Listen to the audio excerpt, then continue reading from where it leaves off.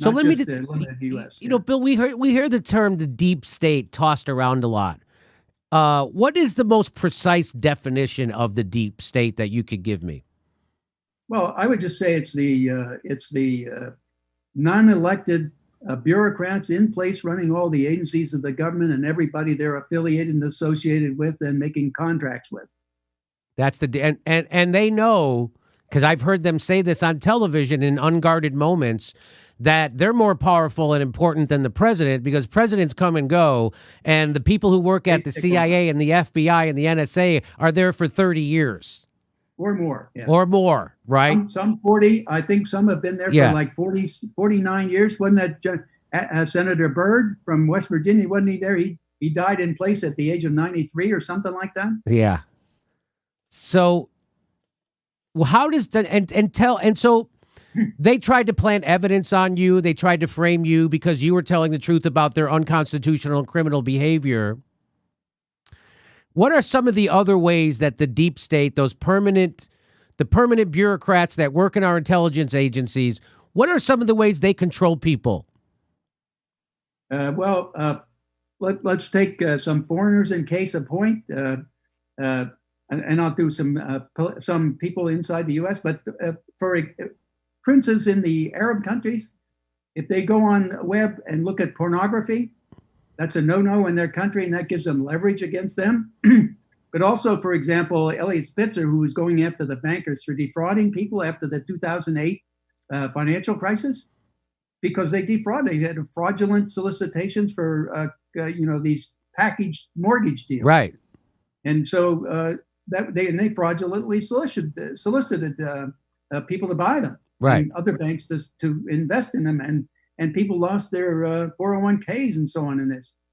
So, but as a result of that, they went into the database that they collected on him, everything that he ever did, and they found his connections with a prostitute, I think it was, Yeah, or Elliot. something like that. Yes.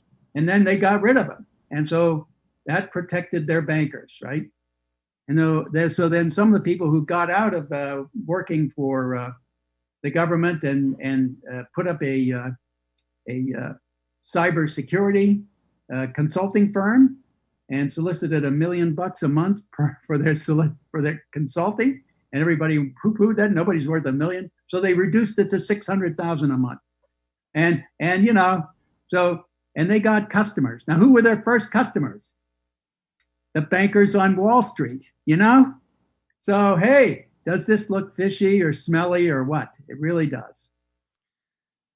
Yeah, I mean, it was amazing to see the governor of New York is going after the bankers, and then they use this spying power to catch him meeting with a prostitute. And it's just amazing that he wasn't able to win that in court because that was illegal, the way they used it, the way they went after him, the way they caught him. Yeah, Anyway, but they get around that by doing what's called a parallel construction. yes. So tell They do. people, this is very important. I want you to tell. Yeah. So what people are, what the government is doing is they'll illegally spy on you, and then they'll catch you doing something criminal.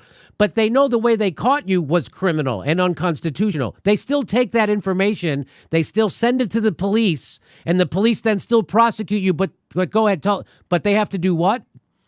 And then what they have to do, see, because that evidence is not admissible in a court of law because it wasn't acquired with a warrant. Right. So then they have to send their people out to do a standard procedure investigation looking for the same evidence, right? And of course, it's easy because they know where it is. They can go find it fairly easily, And then they substitute that in the court of law saying, this is our basis of arresting them in the first place. And that's perjury. It's also fabricating false evidence for the court, any number of obstruction of justice and all of that, and any number of other crimes. I'm not a lawyer, so I can't think of them all, but certainly those are the prominent ones that come to mind to me. This is not only true what you're saying that they do this. Yep. This has been reported on MSNBC before Trump was president by Rachel Maddow. She covered this story about parallel construction, which is where I first heard about it. And they were doing it with people who were caught doing drug deals.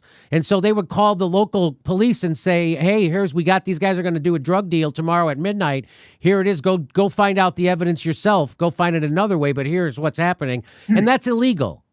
Yep. I first ran across that with a Reuters report in August of 2013, and they interviewed one of the federal agents involved in the program, and he said, "This is such a valuable program. I just hope we can keep it secret." Listen, is there anything I forgot to ask you that you wish I would have asked you?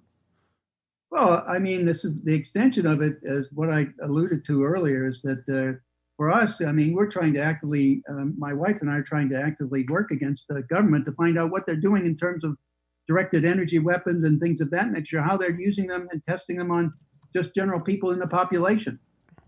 So we're trying to gather scientific evidence to prove what's going on, and we have some good evidence so far. So, and also some other things we're going to be trying. I don't want to tell you what that is because then the government will get wise, and kind of not do it or try to mask it or something. So we're still working on that, and we're going to be putting in motions and affidavits and injunctions to try to stop it. What are the effects of these direct energy? They have direct energy machines or so. What are the effects of them? Well, it's like implants that they can stimulate from a distance. Some of it we think is coming from a drone, okay, because we have some evidence that would imply that's occurring, and we'll produce that in an injunction when we send it to the court. But it seems that they can do that. They can also some of the other things are direct energy weapons that burn people, has been. I mean, this is long. This is not new technology. This goes back to the 70s and 80s when the Russians did it with our embassy in Moscow. It was used, I think, in the Cuban embassy at all.